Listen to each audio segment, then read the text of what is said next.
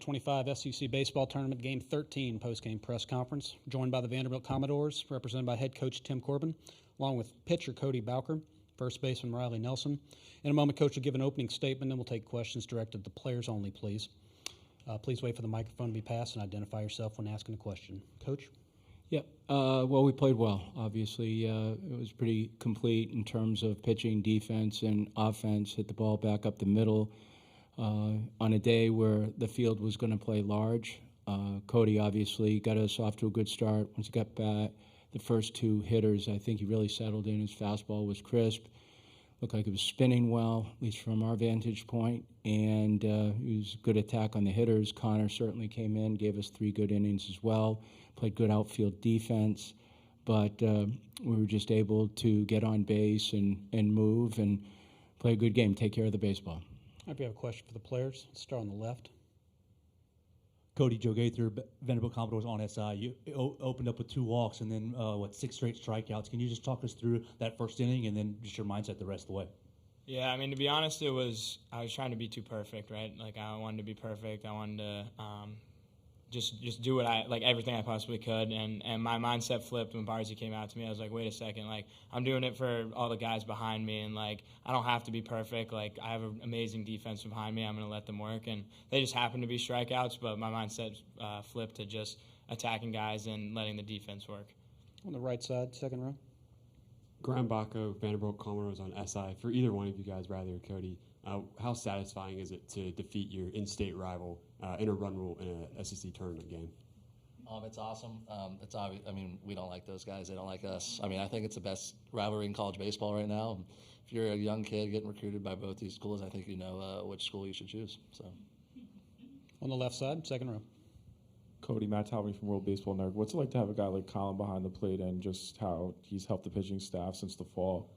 We're all just comfortable with each other. I mean, no matter who's behind the plate, we're comfortable, right? No matter who's playing first base, second base, whatever. Like, I'm comfortable pitching, and I'm comfortable that they're going to make plays behind me, and especially even Brody today. Brody and Colin got together and made that awesome play at home plate. So that stuff is just, it's so calming to have something like that behind you. On the right side. Riley, with Rustin leading it off, just what kind of presence is he for the rest of the lineup, like with the type of at-bats he puts together every time? I mean, it's unreal. He's a special kid. I mean, if he gets on, he's stealing second or third. And, I mean, if he gets on, like, to lead off the game, we're for sure scoring. So, I mean, he's awesome having him at the leadoff spot. He works accounts great. For him being a young kid to run the bases like he does, it's pretty special to see. It's awesome to have him at the leadoff spot. All right, in the center of the room, third row. Riley, Hunter DeLauder, ESPN Gainesville. You guys scored 10 runs off 13 singles. What was that? What does that say about this offense? And have you ever been a part of something like that? For sure. We don't try to do too much at the plate. We try to stick to our approach using the whole field. And we pride ourselves on not trying to swing for the fences, because especially at this park and parks going forward, I mean, that's not going to work. So that's kind of what we stuck to. And yeah. On the left side, third row. Laura McGill, ESPN Gainesville. Obviously, such a great game today. What was the difference in the mindset and the energy today compared to yesterday that you want to transfer over to the championship tomorrow?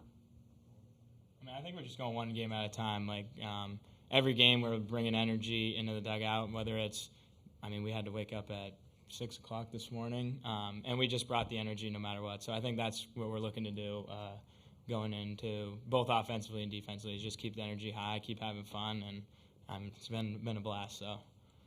Our second row on the right. Riley, the results have been better recently than they were at the beginning of the year. Do you guys feel like everything's clicking at this point?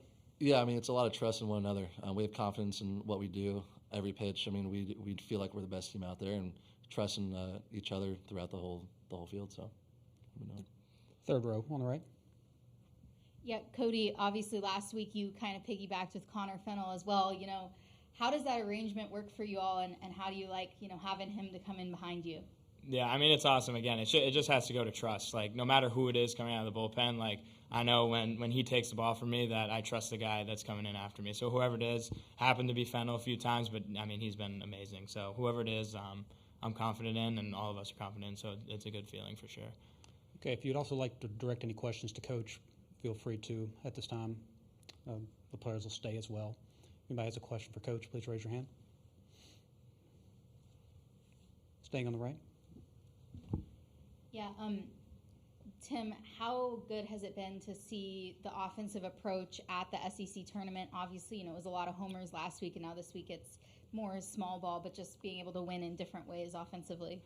I think the biggest concern for me personally, and just watching, I didn't say anything to them, was just getting into game rhythm, because it was 5 games in between the last game we played, so at no point in time did we do that during the course of the season. So really it was getting into a game and kind of settling in. I think it took us a few innings the other day, but today was a nice feeling in terms of their approaches, their at-bats, using the middle part of the field. The ball wasn't going to leave. They hit a couple balls hard.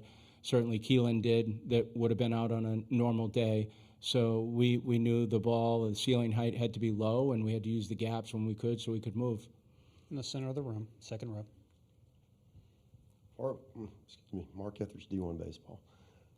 Tim, the results the last few weeks have certainly improved. I know sometimes the whys are elusive. Why do you feel like your team is getting better results right now? Just finding themselves. I think sometimes teams take a while to find their identity.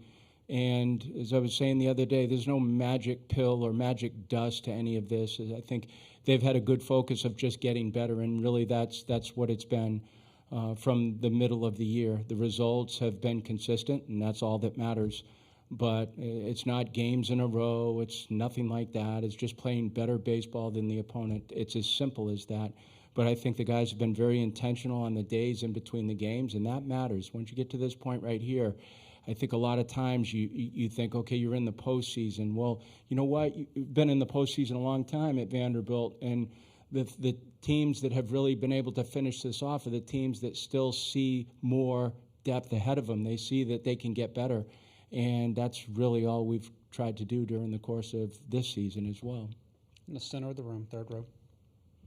This can go for anybody, but in a season like this, what would it mean to win the SEC? I'll take it, and they can add on to it. It's an accomplishment. It's a goal, but it's one goal. It's a mark that you get to, and obviously we have more baseball ahead of us. But I think anytime you can put yourself in this situation, I mean, you look at this place.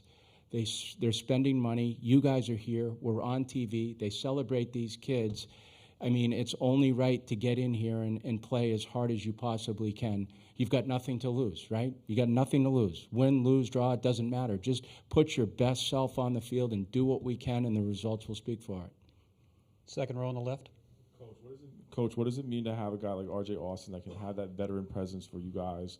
And also trying to accomplish a conference tournament win since 2023 that he helped you guys win also.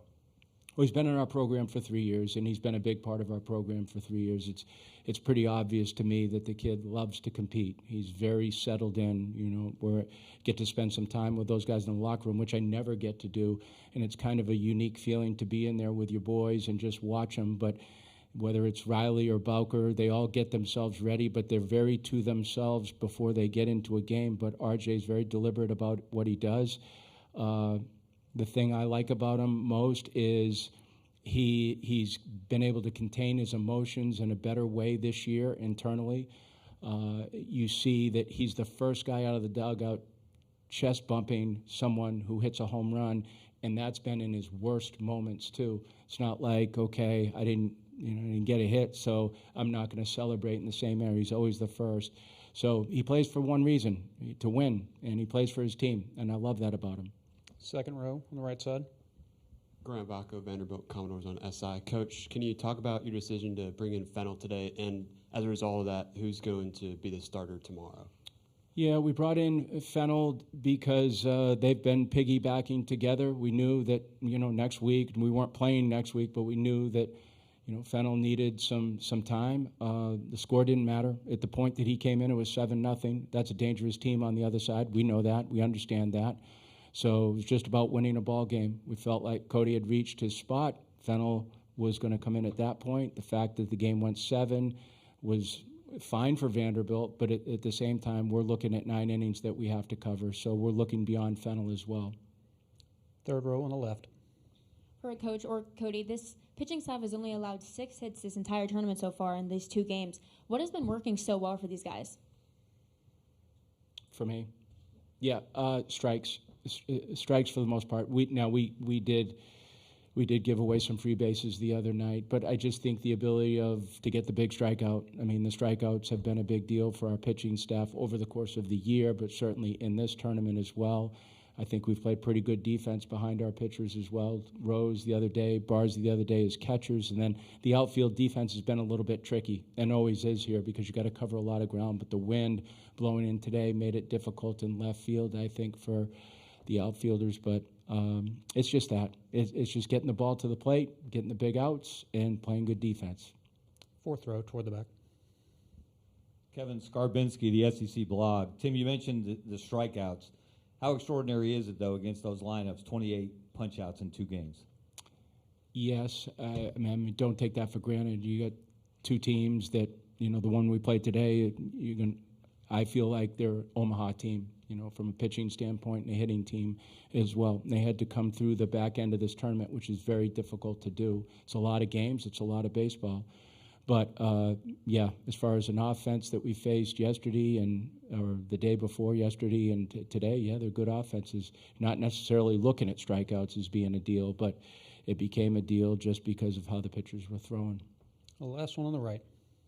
Coach, you've spoken a lot about identity over the last few weeks. How much confidence does it give a team when they find that? And do you see that in this team? And I guess players can chip in, too, if you want at the end. Yeah, it's easy to say this after a win, but I think the biggest piece of the team is and Riley mentioned it, and I think it's important, it's trust. And trust is not easy to come by. But when you have guys that are reliant on one another, it's like, okay, I didn't pick him up, but I know he's going to pick him up. But really believe that. That's a difference maker. And I think the team has really, really grown together. I think as a parent, you always hope your kids grow together. And as a coach, you always hope that that's the case during the course of the season. There's no better feeling than giving them the keys to the car and letting them drive, knowing that they'll drive safely, but aggressively enough to where they'll get to their destination. And that's all I care about. I think it's kind of piggy off that. I mean, we all love each other, like genuinely love each other. I mean, we do anything for each other. I mean, throughout the players and coaching staff, like I love Cody, I love Corbs. I mean, I think that's also a reason why we've gotten to where we're at right now. All right, gentlemen, congratulations on your play today. We'll see you again tomorrow. Thank you.